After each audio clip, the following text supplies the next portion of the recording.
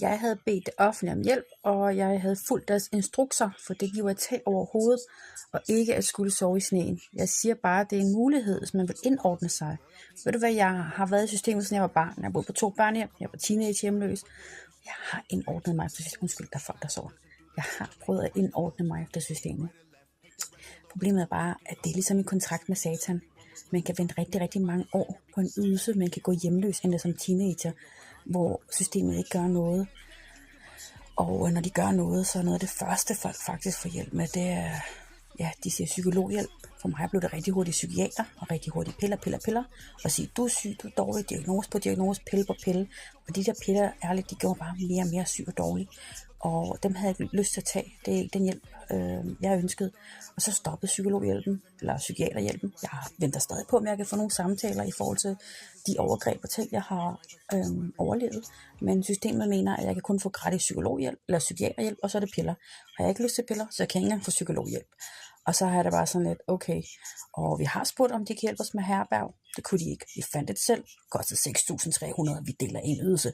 Det var alt for peberet, fyldt med junkier. Det er jo ikke folk, der tager stoffer, men det er virkelig taget overhånd ude på Sundholm. Og så blev vi smidt ud der for at sove ude og passe på os selv, når vi får dødsrusler og ikke trække vejret af alt det der kokain og heroinrøg. Så vi har jo fået lidt hjælp.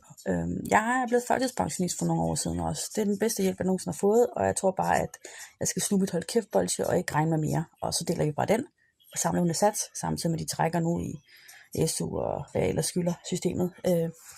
Så ja, jeg får hjælp, vi får hjælp. Det er bare ikke helt nok til at have en bolig, så fik du svaret.